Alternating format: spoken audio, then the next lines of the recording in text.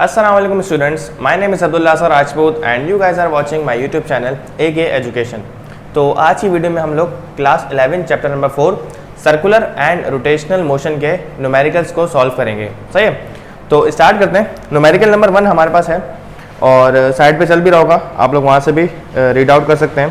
कह रहे हैं कि एक कार मैकेनिक है, a car mechanic applies a force of 800 newton to a wrench for a purpose of loosening a bolt. सही, तो इसके लिए आपने टॉर्क का कॉन्सेप्ट अगर पढ़ा हुआ है तो आपको पता होगा कि कोई भी अगर आपके पास फोर्स जो है वो क्लॉकवाइज लग रही होगी, यानी क्लॉकवाइज मैनर में घुमा रहा होगा, तो नट जो है वो आपके पास टाइट होगा, क्लॉकवाइज में टाइट होगा और एंटी क्लॉकवाइज में क्या होगा, वो नट लूज हो रहा होगा। तो वो लूज कर रहा है तो इतना तो मुझे समझ आ गई कि वो एंटी क्लॉकवाइज घुमा रहा होगा। सही है, आगे हमसे कह रहे हैं कि he applies the force which is perpendicular. तो वर्ड जब आगे परपेंडिकुलर, इसका मतलब फोर्स और मोमेंट आर्म के दरमियान जो एंगल है वो कितना है, 90 degrees.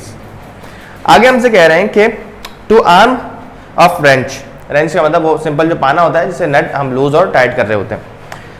The distance from the bolt to mechanic's hands it's 0.40। तो बेसिकली हमें मोमेंट आर्म दिया हुआ है कि बोल्ट से लेकर उस मैकेनिक के हाथ तक का जो डिस्टेंस है that is called moment arm, और वो मोमेंट आर्म हमें दिया हुआ है 0.40 मीटर।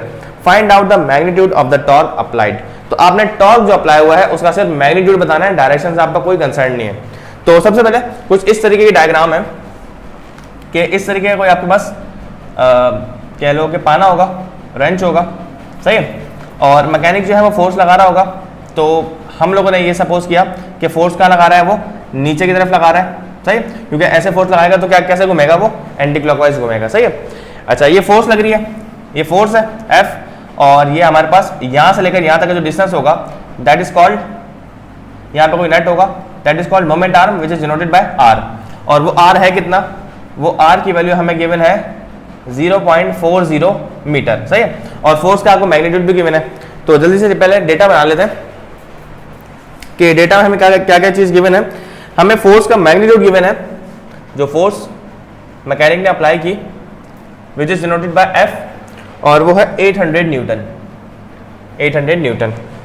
अच्छा, आगे हमसे कह रहे हैं कि हमें जो मोमेंट आर्म दिया हुआ है, मोमेंट आर्म हमें दिया हुआ है विच इज डिनोटेड बाय R, और वो है 0.40 मीटर। सही है, हमने फाइंड क्या करना है, हमने फाइंड करना है टॉर्क फाइंड करना है। तो देखो वहां पे एक वर्ड यूज हुआ है परपेंडिकुलर का। तो परपेंडिकुलर का मतलब होता है 90 डिग्रीज बना रहे हैं, यानी कि फोर्स और मोमेंट आर्म इन दोनों के दरमियान जो एंगल है दैट इज 90 डिग्रीज। तो थीटा आप यहां पे लिख भी सकते हो कि एंगल बिटवीन या mutual angle between force end moment arm कितना है भाई, 90 डिग्रीज। तो स्टार्ट करते हैं सॉल्यूशन। फॉर्मूला क्या है भाई टॉर्क का, टॉर्क हम लोग किससे डिनोट करते हैं, टॉ से डिनोट करते हैं, ग्रीक लेटर है, और टॉर्क का फॉर्मूला होता है R क्रॉस F। सही है भाई, बहुत सारे बच्चे गलती करते हैं, F क्रॉस R लिख देते हैं, बोलते हैं कि भाई मल्टीप्लाई तो है। याद रखना ये मल्टीप्लाई नहीं है, this is called cross. R cross F का मतलब है R का आप क्रॉस प्रोडक्ट ले रहे हो F के साथ। अगर आप F क्रॉस R लिखते हो तो R cross F is basically not equals to F cross R। ये चीज आपने आई होप के पढ़ी होगी जब आप लोग स्केलर और वेक्टर प्रोडक्ट पढ़ रहे होगे। तो खैर R क्रॉस F को जब आप खोलोगे तो आपके पास फॉर्मूला बनेगा R F साइन थीटा। तो डायरेक्शन की बात हमें नहीं करनी, तो आगे कोई यूनिट वेक्टर लगाने की कोई जरूरत नहीं है। अच्छा भाई, R कितना दिया हुआ है आपको, R दिया हुआ है 0.40, और फोर्स आपको दी हुई है 800, और आपके पास साइन ऑफ 90 डिग्रीज का आंसर आपके पास आता है 1।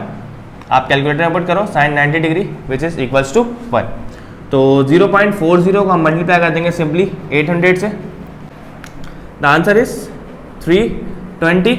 और टॉर्क का यूनिट आपको याद होना चाहिए, टॉर्क का यूनिट होता है न्यूटन मीटर। तो सिंपल सा न्यूमेरिकल था। ओके, सो न्यूमेरिकल नंबर 2 है हमारे पास। कह रहे हैं कि a car accelerates uniformly from rest and reaches a speed of 22 meter per second. एक कार थी जो पहले रेस्ट में थी, अब वो मूव करना स्टार्ट हुई है, तो उसकी जो इनिशियल वेलोसिटी है अभी वो कितनी है, 22 meter per second in 9 second, और वो 22 मीटर पर सेकेंड जो स्पीड हुई है उसको होने में यानी कि 9 सेकंड का वक्त गुजरा है। आगे हमसे कह रहे हैं कि if the diameter of a tyre is 58 centimetre, उस कार का जो टायर है उसका डायमीटर हमें गिवन है 58 सेंटीमीटर। हमने फाइंड क्या करना है, दो पार्ट्स यहाँ पे गिवन है। एक कह रहे हैं the number of revolutions the tyre makes during this motion, वो टायर कितनी बार घुमा होगा, नंबर ऑफ रेवोल्यूशन यानी कि आपको थीटा फाइंड करना है। एज्यूम नो स्लिपिंग यानी कि हमने फ्रिक्शन को निग्लेक्ट किया हुआ। उसके बाद कह रहे हैं द फाइनल रोटेशनल स्पीड, और जो हमारे पास फाइनल रोटेशनल स्पीड है यानी कि आपके पास एंगुलर स्पीड जो होती है ना उसे हम ओमेगा से डिनोट करते हैं, यानी कि ओमेगा एफ आपको फाइंड करना है द टायर इन रेवोल्यूशन पर सेकंड। और वैसे हमारे पास एंगुलर स्पीड या एंगुलर वेलोसिटी की यूनिट होती है रेडियन पर सेकंड, तो आपसे कह रहा है कि रेवोल्यूशन पर सेकंड में निकालो। तो बनाते हैं डेटा, चेक करते हैं क्या करना है इसमें। सबसे पहले हमें क्या चीज गिवन है वो लिख लो। A car accelerates uniformly from rest. अच्छा एक बात याद रखना, जब कार रेस्ट से स्टार्ट हुई है तो उसकी जो इनिशियल लीनियर स्पीड होगी वो भी जीरो होगी और इनिशियल फाइनल स्पीड भी क्या होगी, जीरो होगी। तो मैं यहां पे लिख देता हूं प्रॉपर्ली कि उसकी जो इनिशियल लीनियर स्पीड है या वेलोसिटी कह लो आप, इनिशियल लीनियर वेलोसिटी वो भी कितनी है, जीरो, और इनिशियल रोटेशनल स्पीड भी कितनी है, या एंगुलर कह लो आप, रोटेशनल एंगुलर वेलोसिटी भी कितनी है उसकी, जीरो।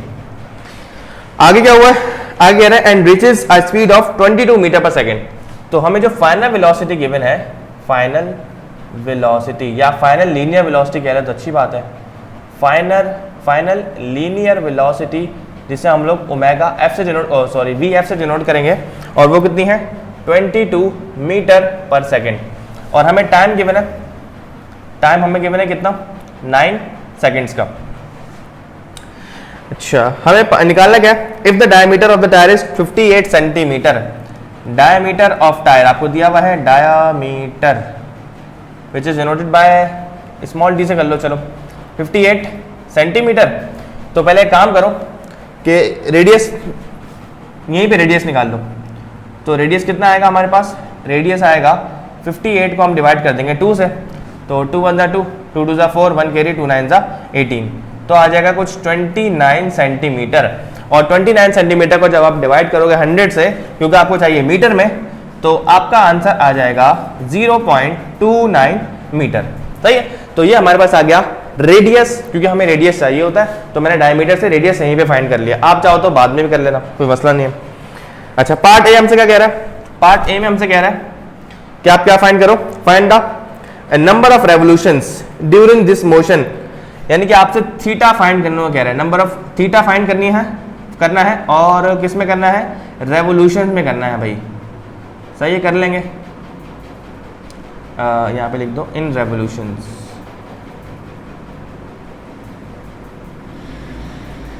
सही है। अच्छा उसके बाद जो हमारा पार्ट बी है उसमें हमसे कह रहा है कि फाइनल रोटेशनल स्पीड फाइंड करनी है, यानी कि ओमेगा एफ फाइंड करना है आपने, और वो आपने फाइंड करना है रेवोल्यूशन पर सेकंड में। सही है, तो फाइंड करना है रेवोल्यूशन पर सेकंड में, क्या फाइंड करना है, ओमेगा एफ। तो ये था हमारे पास, कुल मिलाकर काफी लंबा डेटा था, तो उसको सॉल्व करना है अभी हमने।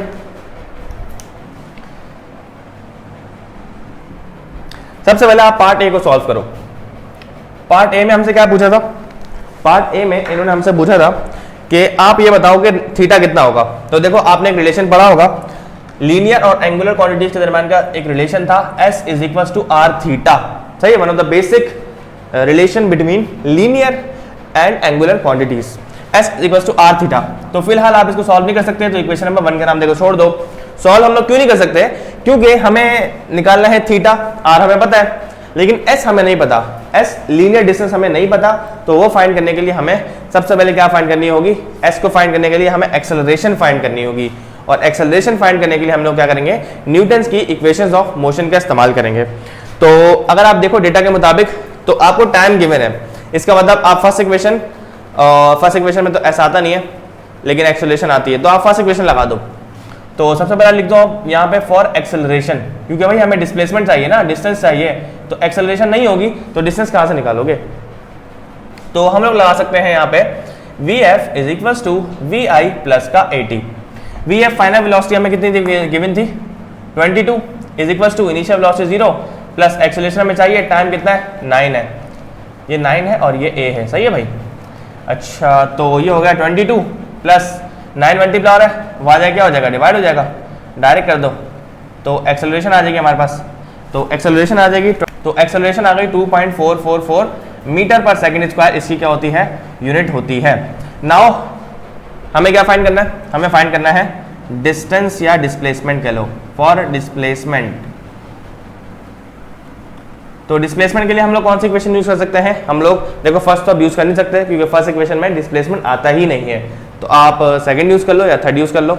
तो सेकंड यूज कर लो, सेकंड इक्वेशन क्या होती है भाई, s is equal to v i t plus का half a t square, S हमें चाहिए, तो वी आई की जगह आ जाएगा 0, 0 मल्टीप्लाई बाय एनीथिंग 0, 1/2। एक्सेलरेशन अभी हमने निकाली है 2.44, टाइम हमें गिवन है 9 और आ जाएगा ऊपर स्क्वायर, तो 0 टी 0, ये खत्म हो गया सब। तो 1/2 मल्टीप्लाई बाय 2.44 मल्टीप्लाई बाय 9 का स्क्वायर होता है 81, तो सिंप्लीफाई करवा दो सबको 2। तो डिस्टेंस हमारे पास आ चुका है 98.982 और डिस्टेंस की यूनिट हमारे पास क्या होती है, मीटर होती है। तो डिस्टेंस हमारे पास आ चुका है और हम लोगों ने एक्सेलरेशन निकाली, जिससे हमारे पास डिस्टेंस आ गया। तो आराम से हम लोग क्या करेंगे, s is equal to r theta में अपनी वैल्यूज को पुट करेंगे और हमारे पास क्या आ जाएगा, डायरेक्टली आंसर आ जाएगा। तो यहाँ पे मैं डेटा आपको मिटा रहा हूँ, आई होप कि आप लोगों ने नोट कर लिया होगा।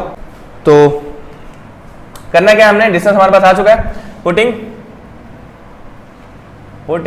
s in equation 1। तो इक्वेशन 1 क्या है, s is equal to r theta, s हमने कितना निकाला, s निकाला 98.982 इज इक्वल टू r कितना था हमारे पास, r मैंने मिटा दिया, r आई थिंक 0.29 था, 0.29 था ना, क्योंकि 29 सेंटीमीटर आया था हमारे पास। तो 0.29 इंटू हमारे पास थीटा हमें चाहिए, 0.29 यहाँ पे मल्टीप्लाई हो रहा है, वहाँ जाकर डिवाइड हो जाएगा, तो theta will be equals to 98.982 divided by 0.29। तो चेक करते हैं क्या आ रहा है आंसर, 341.317 और यूनिट क्या होगी इसकी, रेडियन। तो क्या हमारा आंसर आ गया, तो जवाब ये है कि हमारा आंसर बिल्कुल नहीं आया, क्योंकि इन्होंने कहा था कि थीटा जो है आपको रेवोल्यूशंस में निकालो, और आपने जो थीटा की वैल्यू निकाली है वो निकाली है रेडियन में। तो आपको रिलेशन पता होना चाहिए कि रेडियन का रेवोल्यूशन के साथ क्या रिलेशनशिप है। तो हमेशा याद रखना कि एक रेवोल्यूशन में या एक रोटेशन में आपके पास 2 पाई रेडियंस होते हैं। अब आप ये देखा करो कि बड़ी वैल्यू कौन सी है, छोटी कौन सी है। तो आपको दिख रहा है कि एक रेवोल्यूशन में 2 पाई रेडियंस है, सही। तो रेडियंस का मतलब छोटा है और रेवोल्यूशन बड़ा है, और आपने रेडियन से रेवोल्यूशन में जाना है। तो देखो यहाँ 2 पाई यहाँ पे क्या हो रहा है, मल्टीप्लाई, वहां जाके क्या हो जाएगा, डिवाइड। तो यानी कि एक रेडियन में 1/2 पाई रेवोल्यूशन होते हैं। तो आप 2 पाई से डिवाइड करवा दो और यहाँ लिख दो कि फॉर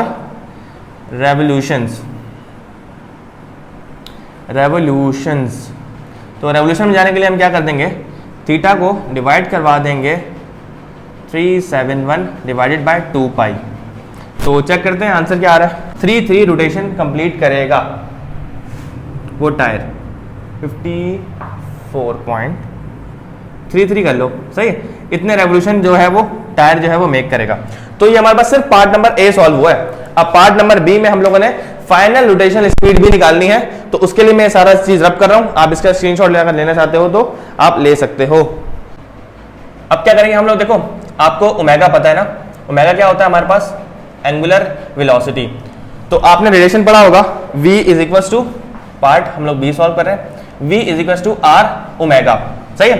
तो अगर आपसे मैं कहूं कि मुझे फाइनल एंगुलर स्पीड निकालनी है, तो क्या हम लोग ऐसे नहीं कर सकते कि vf is equal to r omega f, सही। अगर लीनियर फाइनल लीनियर स्पीड है तो फाइनल एंगुलर स्पीड ही आएगी। तो देखो आप क्या होगा, vf हमें पता है कितना था, 22 था ना, 22 आ जाएगा इक्वल टू r हमने निकाला हुआ 0.29 और ये आ जाएगा ओमेगा f आ जाएगा। ये मल्टीप्लाई है, वहाँ जाकर डिवाइड हो जाएगा। तो omega f will be equals to 22 divided by 0.29। तो ओमेगा f का आंसर क्या आएगा, 75.862 और ये आंसर आ रहा है रेडियन पर सेकंड में। लेकिन फिर इनका फरमाइशी प्रोग्राम है और इन्होंने कहा है कि रेवोल्यूशन पर सेकंड में निकालो तो मानेंगे। तो रेवोल्यूशन पर सेकंड में निकालने के लिए हम क्या करेंगे, हम लोग इसको डिवाइड करवा देंगे अगेन 2 पाई से, तो हमारे पास आंसर आ जाएगा। तो लिख दो यहाँ पे फॉर रेवोल्यूशन के लिए हम क्या करेंगे, omega f will be equals to 75.862 divided by 2 pi. Check करो क्या आ रहा है आंसर, 12.073 और अब आंसर आएगा रेवोल्यूशन पर सेकंड में, और ये आ गया ओमेगा एफ। सही, तो ये सब कुछ हमें चाहिए था। इसका आंसर भी एक बार वेरीफाई कर लेते हैं। पहले का आंसर 55 आ रहा है, सही 54 पॉइंट समथिंग था, तो राउंड ऑफ 55 हो जाएगा। और इसका 12, अच्छा बुक में ना गलती है, यहाँ पे लिखा हुआ है रेडियन पर सेकंड, और इन्होंने खुद कहा था कि रेवोल्यूशन पर सेकंड में निकालो, तो बुक में मिस प्रिंटिंग हुई भी है। करेक्ट आपके पास यूनिट यही है और करेक्ट आंसर भी आपके पास यही होगा। ओके, तो न्यूमेरिकल नंबर 3 है हमारे पास। कह रहे हैं कि एन ऑर्डिनरी वर्कशॉप है, एक ऑर्डिनरी वर्कशॉप है और उसमें ग्राइंड स्टोन लगा हुआ है जिसका रेडियस हमारे पास है 7.5 सेंटीमीटर। सही है। ओके, तो कह रहे हैं कि वो रोटेट कर रहा है, वो जो आपके पास ग्राइंड स्टोन है वो रोटेट कर रहा है विद, उसका जो रेडियस है वो 7.5 सेंटीमीटर है और वो रोटेट कर रहा है 6500 रेवोल्यूशन पर मिनट की एंगुलर स्पीड से।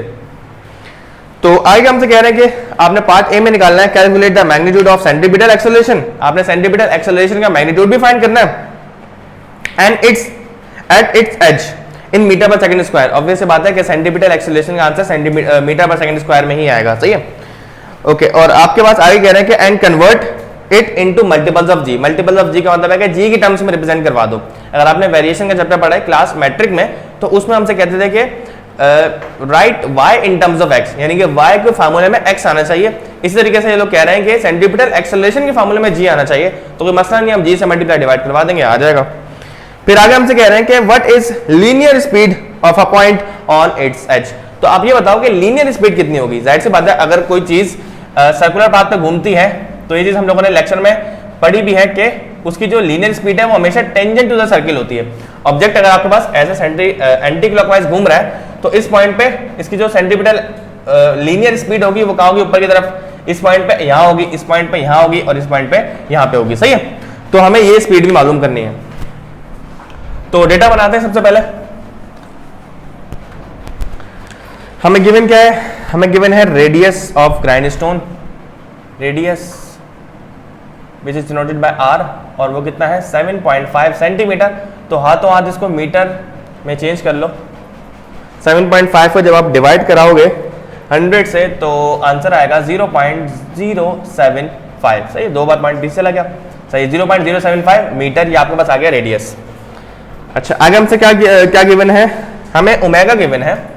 ओमेगा यानी कि एंगुलर वेलोसिटी गिवन है, एंगुलर स्पीड भी आप कह लो। एंगुलर स्पीड हमें कितनी गिवन है, ओमेगा 6500 रेवोल्यूशन पर मिनट, ये हमें दी हुई है एंगुलर स्पीड। अच्छा, रेवोल्यूशन पर मिनट में दी हुई है, तो इसको हमने चेंज करना पड़ेगा रेडियन पर सेकंड में। सही है। तो रेडियन में जाने के लिए हम क्या करेंगे, देखो रेवोल्यूशन अब बड़ा है, अब रेडियन छोटा है, तो रेवोल्यूशन से रेडियन में जाना है, यानी कि बड़ी से छोटी में जाना है आपने। तो अब आप क्या करोगे, 6500 को मल्टीप्लाई कराओगे 2 पाई से, और एक घंटे में, सॉरी 1 मिनट में 60 सेकंड होते हैं, तो आप 60 से क्या करा दोगे, यहाँ पे मल्टीप्लाई करा दोगे, यानी कि डिवाइड करवा दोगे। ऑब्वियस सी बात है, क्योंकि डिवीजन में मौजूद है ना, तो यहाँ पे डिवाइड हो जाएगा। तो करवा दो सॉल्व इसको।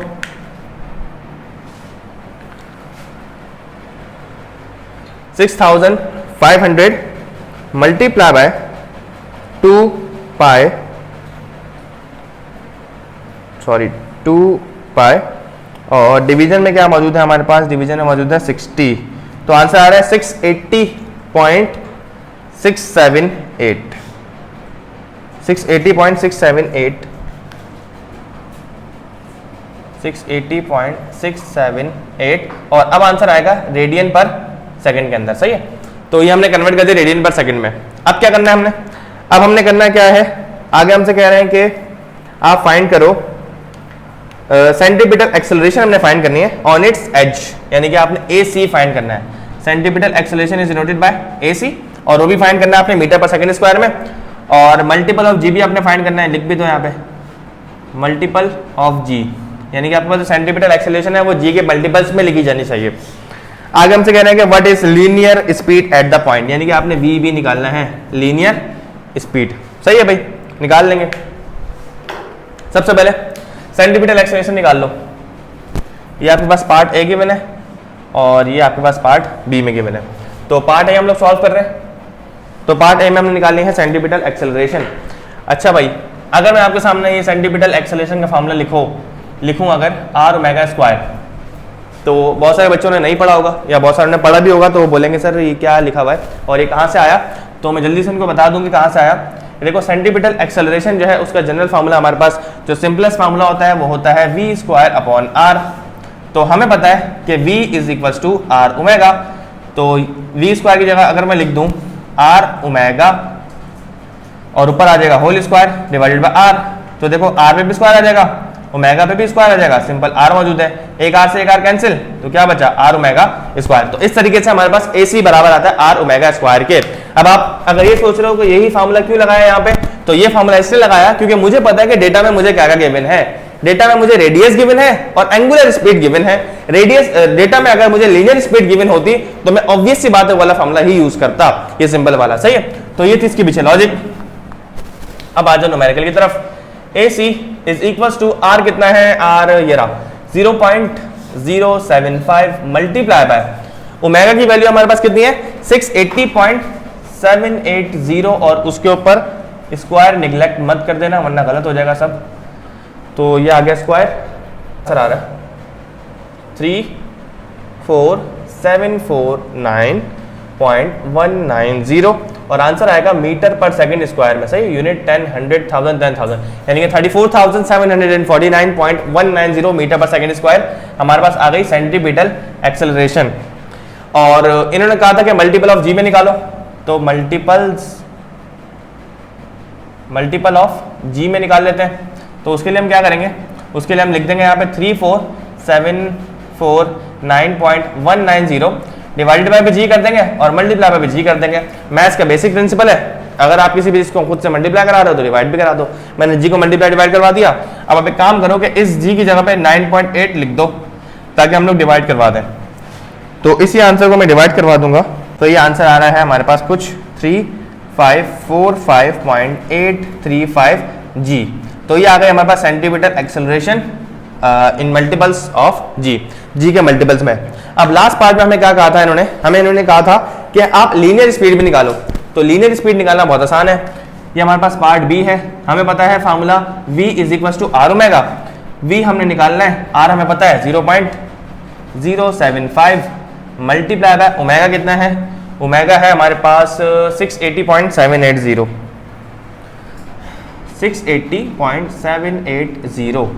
तो ये आ रहा है कुछ 51.058 मीटर पर सेकंड, ये हमारे पास आ गई लीनियर स्पीड। तो आंसर को पहले एक बार चेक कर लेते हैं। क्वेश्चन नंबर 3 है हमारे पास, एक हमारे पास आ रहा है। अच्छा, हमारे पास जो आंसर आ रहे हैं वो आ रहे हैं पावर्स में, 10 की पावर में 51, तो बिल्कुल सही है। अब देखो आपके पास आंसर आ रहा है 3.47 एक्सपोनेंट 4। इस आंसर को मैं आपको बताता हूं कि दोनों में फर्क क्या है। इसको यहां देख लो, 34749.190। देखो पॉइंट को जब आप पीछे लेके जाओगे ना तो 10 की पावर आपके पास रेज होती रहेगी। तो 10 की पावर 1, 10 की पावर 2, 10 की पावर 3, 10 की पावर 4, तो ये हो जाएगा 3.4749। चाहो तो 190 भी लिख दो और मल्टीप्लाई बाय 10 की पावर हमारे पास आ जाएगी 4। तो बुक में कुछ इसी तरीके का आंसर दिया हुआ है ताकि आप कंफ्यूज ना हो। मैंने दोनों आपको बता दिए, वो भी सही है ये भी सही है, बस ये आपके पास पावर्स में लिखा हुआ है 10 की और ये आपके पास सिंपल टर्म्स में लिखा हुआ है। सेम कहानी है इसके लिए भी, जब आप 9.8 से डिवाइड कराओगे तो आपके पास पॉइंट यहाँ आ जाएगा 1 2 3 4, 1 2 3 और 10 की पावर क्या हो जाएगी 3 हो जाएगी, सही। Okay, so now moving towards numerical number 4 और वो हमसे कह रहा है कि एक सैटेलाइट है, a satellite is orbiting the earth with orbital velocity of 3200 metre per second. एक सैटेलाइट है जो अर्थ को ऑर्बिट कर रही है 3200 मीटर पर सेकंड की वेलोसिटी से। और सैटेलाइट क्या होती है, एक ऐसे ऑब्जेक्ट को सैटेलाइट कहा जाता है जो किसी भी प्लेनेट के अराउंड रिवॉल्व करता है। हर वो ऑब्जेक्ट क्या कहलाता है, satellite. It can be artificial और it can be natural satellite जो है हमारे पास वो कौन है, मून है। और आर्टिफिशियल सैटेलाइट जो है हमारे पास वो बहुत सारी हैं, जैसे जियो स्टेशनरी सैटेलाइट हो गई, हमारे पास कम्युनिकेशन की अलग है, वेदर की अलग है। इस तरीके से डिफरेंट हमारे पास सैटेलाइट्स जो है वो मौजूद होती हैं। तो हमसे कह रहे हैं कि उसकी जो स्पीड है, वेलोसिटी है 3200 metre per second. What is the orbital radius. तो छोटा सा न्यूमेरिकल है, हमसे कह रहे हैं कि हमें स्पीड दी है बेसिकली, जो v है ना, हमें v नॉट, जिसे हम लोग क्या बोलते हैं ऑर्बिटल स्पीड। वो हमें गिवन है, orbital speed which is denoted bye vo या v नॉट आप कह सकते हो उसको, और वो कितनी है 3200 मीटर पर सेकेंड। और आपसे वो छोटी सी गुजारिश कर रहे हैं कि आप सिर्फ ऑर्बिटल रेडियस बता दो, ऑर्बिटल रेडियस जिसे हम लोग स्मॉल r से ही डिनोट करेंगे, सही है, r नॉट कह दो क्योंकि ऑर्बिटल रेडियस है ना। अच्छा, अब देखो हमारे पास होता कुछ यूं है कि एज्यूम करो कि हमारे पास अर्थ है, सही है, और ये कुछ छोटे से सैटेलाइट है जो अर्थ के अराउंड क्या कर रही है, रिवॉल्व कर रही है इस तरीके से, सही है। तो हमारे पास दो डिस्टेंसेस होते हैं, एक हमारे पास अर्थ का सेंटर से लेकर जो सर्कमफेरेंस तक का फासला होता है, that is denoted bye RE which is radius of अर्थ, जिसकी वैल्यू हमें पता है 6.38 एक्सपोनेंट 6 मीटर होती है। और हमारे पास अगर कोई ऑब्जेक्ट मान लो इस हाइट पे मौजूद है, इस हाइट पे मौजूद है कोई भी ऑब्जेक्ट, तो इस हाइट को हम लोग क्या कहते हैं, इस हाइट को हम लोग यूजुअली कहते हैं h, सही है, ये हमारे पास h हाइट हो गई। अगर मैं आपसे कहूं कि यहां से लेकर यानी कि यहां से लेकर यहां तक का जो कंप्लीट डिस्टेंस है that is denoted bye RE plus h, तो क्या ये गलत होगा? देखो ये RE और ये h, तो RE प्लस h तो हो गया ये, और इसको हम बराबर लेते हैं ऑर्बिटल रेडियस के। तो एक बात हमेशा याद रखना कि रेडियस ऑफ अर्थ और ऑर्बिटल रेडियस में एक बहुत बड़ा डिफरेंस होता है। रेडियस ऑफ अर्थ का मतलब है अर्थ के सेंटर से लेकर अर्थ की बाउंड्री तक का फासला, और ऑर्बिटल रेडियस का मतलब है अर्थ के सेंटर से लेकर उस सैटेलाइट तक का डिस्टेंस। तो इन दोनों में बहुत बड़ा फर्क है। तो आपके पास r जो है स्मॉल r, या आप इसको r नॉट कह सकते हो क्योंकि ऑर्बिटल रेडियस है ना, which is equals to RE plus h। तो RE प्लस h की जगह पे आप r नॉट लिख सकते हो और r नॉट की जगह पे आप RE प्लस h लिख सकते हो। अगर आपको हाइट गिवन है तो आप ये काम करोगे। तो हमारे पास फॉर्मूला क्या है ऑर्बिटल वेलोसिटी का, v स्क्वायर बराबर होता है g me अपॉन में r, सही है। अच्छा, तो ये r जो है आपके पास ये स्मॉल r है, r नॉट वाला, यानी कि ऑर्बिटल रेडियस है, ये रेडियस ऑफ अर्थ नहीं पुट कर देना है यहाँ पे, सही है। ओके, तो अगर आपको ये फार्मूला थोड़ा सा अजीब लग रहा है ना, तो असल में फार्मूला क्या होता है, इस पे भी रूट होता है और इस पे भी रूट होता है। मैंने क्या कर दिया, बोथ साइड स्क्वायरिंग कर दी, जिसकी वजह से इसके ऊपर का रूट खत्म हो गया और v पे क्या आ गया स्क्वायर। हमें चाहिए ऑर्बिटल रेडियस, तो ये यहाँ पे क्या हो रहा है डिवाइड, वहां जाके क्या हो जाएगा मल्टीप्लाई, तो r नॉट हमारे पास बराबर हो जाएगा GME ओवर स्मॉल r के, सही है। सॉरी स्मॉल r नहीं आएगा, यहाँ पे आएगा v स्क्वायर। ओके, तो g क्या है, g है हमारे पास यूनिवर्सल ग्रेविटेशनल कांस्टेंट, जिसकी वैल्यू आपको याद होनी चाहिए 6.67 exponent minus 11 newton meter square per kg square इसकी यूनिट होती है। Multiply by mass of earth, अगर आपको गिवन है तो वही एग्जैक्ट पुट करना, नहीं गिवन तो आप अप्रोक्सीमेट वैल्यू लेके चल सकते हो 6 एक्सपोनेंट 24 केजी वाली, डिवाइडेड बाय ऑर्बिटल वेलोसिटी हमें दी हुई है 3200 मीटर पर सेकंड, और उसका आ जाएगा स्क्वायर। सिंपलीफाई कर दो, आपके पास सिंपली आंसर आ जाएगा। एक्सपोनेंट में चेंज कर देंगे 39082.031.25, और हमने निकाला है वो क्या निकाला है, ऑर्बिटल रेडियस निकाला है, यानी कि r नॉट निकाला है ना, तो यूनिट क्या बनेगी मीटर, सही है। तो इस तरीके का आंसर जो जाहिर सी बात है बुक में नहीं गिवन होगा, इसको मैं चेंज कर रहा हूँ पावर्स में, इन पावर्स ऑफ 10। तो देखो पॉइंट कितनी बार पीछे जा रहा है, 1 2 3 4 5 6 7, यानी कि 3.908, बल्कि 3 नंबर लिख दो बहुत है, मीटर। एक्सपोनेंट कितनी बार पीछे गया था, 1 2 3 4 5 6 और 7, तो एक्सपोनेंट 7 मीटर्स। तो ये हमारे पास आ गया ऑर्बिटल रेडियस। तो इसका आंसर भी चेक कर लेते हैं कि क्या आ रहा है, एंड जो आंसर है इसका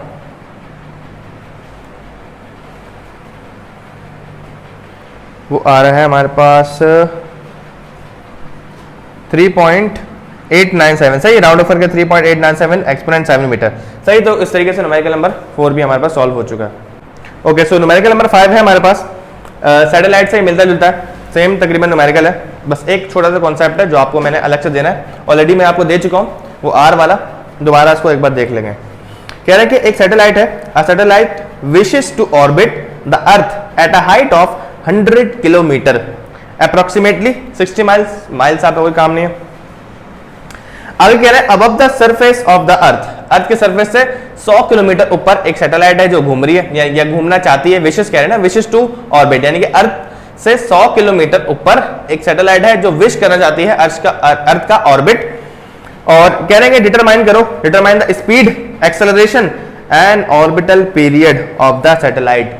तो आपसे हर चीज मांगी हुई है, यहाँ पे आपसे स्पीड भी मांगी हुई है, यानी कि ऑर्बिटल वेलोसिटी भी मांगी हुई है, एक्सेलरेशन भी मांगी हुई है, और आपसे टाइम पीरियड यानी कि इसे ऑर्बिटल पीरियड कहा जाता है, आपसे वो भी मांगा हुआ है। और आपको कांस्टेंट्स की वैल्यूज इस बार गिवन है, नहीं भी गिवन होती तो हम लोग अपनी तरफ से पुट कर सकते हैं मास ऑफ अर्थ की और जी की वैल्यू। तो आओ सॉल्व करते हैं। सबसे पहले डेटा बनाते हैं। यहाँ पे डेटा में हमें गिवन क्या है, हमें हाइट गिवन है, height which is denoted bye h and that is 100 kilometres. और ये चीज़ हमें अच्छी तरीके से पता है कि हाइट की जो यूनिट होती है वो होती है मीटर्स में। तो देखो यहाँ पे किलो का मतलब होता है 10 की पावर 3 और 2 जीरो यहाँ पे मौजूद हैं। तो इसको अगर मैं ऐसे लिख दूँ 1 एक्सपोनेंट 5 मीटर्स, देखो 3 मीटर किलो के और 2 जीरो यहाँ के, यानी कि 3 जीरो किलो के और 2 जीरो यहाँ पे मौजूद है, तो टोटल मिला के 5 जीरो हो गए। तो ये हमारे पास हाइट आ गई h। और हमें कुछ कॉन्स्टेंट्स की वैल्यू यहाँ पे गिवन है, 5.98 एक्सपोनेंट 24, ये हमें मास ऑफ अर्थ दिया हुआ है। वैसे हमने लास्ट टाइम क्या पुट किया था, 6 एक्सपोनेंट किया था ना, तो यहाँ पे इन्होंने दे दिया 5.98 एक्सपोनेंट 4 एक्सपोनेंट 24। अगर दे दिया तो वही पुट करेंगे, नहीं दिया तो अपने से पुट करेंगे। आर यानी कि रेडियस ऑफ अर्थ हमें दिया हुआ है 6.37 एक्सपोनेंट 6 मीटर्स। ओके, बस सही है। निकालना क्या है हमने, निकालना है डिटरमाइन द स्पीड, यानी कि ऑर्बिटल स्पीड भी आपने निकालनी है और आपने एक्सेलरेशन निकालनी है। ऑब्वियस सी बात है, सैटेलाइट जो है वो सर्कुलर पाथ में घूमेगी ना, लीनियर तो वो घूमेगी नहीं, तो हमें निकालनी है सेंट्रीपिटल एक्सेलरेशन। और लास्ट में हमें निकालना है orbital period which is denoted bye, जिसे हम आम जबान में टाइम पीरियड भी कह रहे होते हैं। तो सिर्फ फार्मूलाज पुट करना है और कुछ भी नहीं है इस न्यूमेरिकल में। सबसे पहले हम क्या निकालने जा रहे हैं, सबसे पहले हम निकालेंगे ऑर्बिटल नंबर 1, हम निकाल रहे हैं ऑर्बिटल वेलोसिटी। ऑर्बिटल वेलोसिटी का रिसेंटली हम लोगों ने फार्मूला पढ़ा था, v is equals to under root, अब देखो मैं रूट डाल रहा हूँ क्योंकि मुझे सिंपल v मिल जाएगा ना, under root g m e over small r. एक चीज मैंने आपको कही थी कि आप इस स्मॉल आर की जगह पे r e plus h put कर सकते हो, because this small r is orbital radius. तो यहाँ पे मेंशन कर भी देता हूँ कि आर नॉट जो है वो बराबर होता है radius of earth plus height. Earth के रेडियस और उससे कितना ऊपर ऑब्जेक्ट मौजूद है या कितना ऊपर सैटेलाइट रहना चाहती है वो आप यहाँ से पुट कर सकते हो। सही है, ये आर नॉट है, जीरो बड़ा हो गया था। सही, ओके। तो v is equal to under root g की जगह पे आ जाएगा 6.67 exponent -11 multiply by mass of earth जो दिया हुआ है, अब वो पुट कर दो आप 5.98 एक्सपोनेंट 24।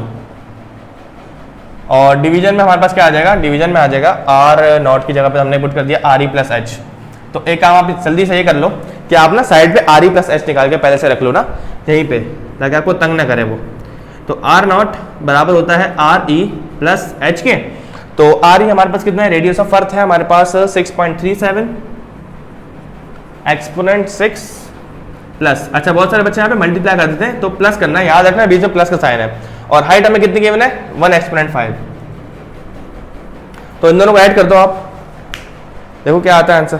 तो आंसर हमारे पास आ रहा है 6470000। अगर इसको मैं एक्सपोनेंट में चेंज कर भी दूं तो पहले लिख देते हैं यहाँ पे 647 और आगे 4 जीरो है हमारे पास, 1 2 3 4।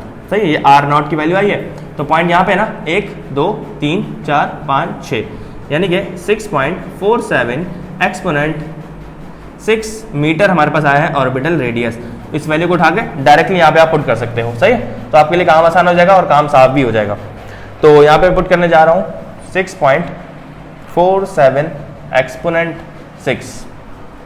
तो अब बस डायरेक्ट रूट डालना, रूट में आपके पास ऐसा सिंबल आएगा कैलकुलेटर में, ऐसा इस सिंबल को आप प्रेस करोगे और आप वैल्यूज पुट कर दोगे और ऊपर पहले रूट ले लेना। सही, उसके बाद ये सिंबल डालोगे तो आपके पास डायरेक्टली आंसर दे देगा।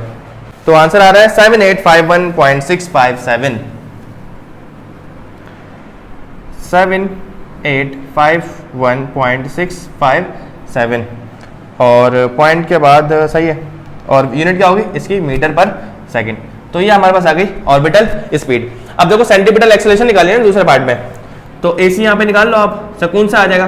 AC का फॉर्मूला क्या पढ़ा आपने, वी स्क्वायर अपॉन आर। अब बोलो सर आपने लास्ट टाइम तो आर ओमेगा स्क्वायर लगाया था, अब आप वी स्क्वायर अपॉन आर लगा रहे हो, तो भाई जो डेटा में गिवन होगा हम उस हिसाब से ही फॉर्मूले पुट करेंगे। हमें लीनियर स्पीड जो कि अभी मैंने निकाली है तो मैं यहाँ पे डायरेक्टली पुट करूंगा, डायरेक्ट आंसर आ जाएगा। तो देखो वी स्क्वायर हमारे पास क्या है 7851.657 का हमारे पास आ जाएगा स्क्वायर, डिवाइडेड बाय ये आर क्या है हमारे पास, ये आर है ऑर्बिटल रेडियस। तो ऑर्बिटल रेडियस की वैल्यू हमने ये देखो निकाली हुई है यहाँ पे 6.47 एक्सपोनेंट 6।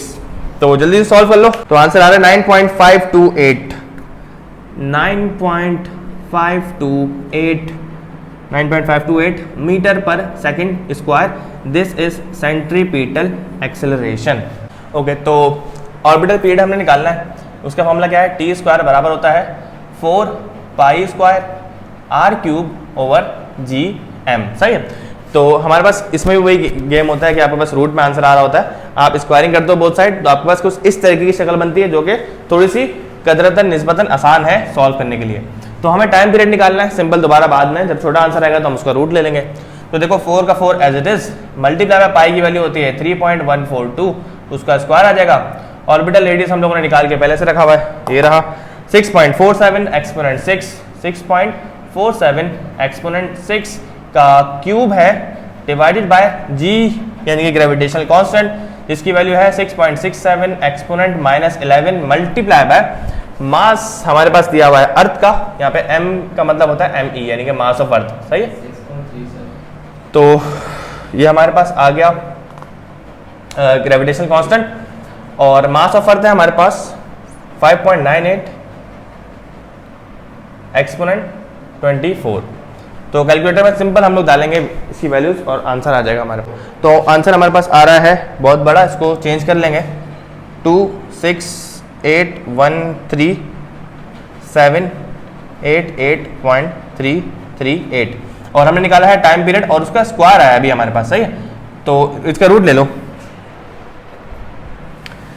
इस पूरी वैल्यू का अगर आप रूट लोगे तो अंडर रूट 26813788.338। तो आंसर आ रहा है हमारे पास टी आ गया 5178.203 और ये आंसर आ गया हमारे पास सेकंड में। सही है।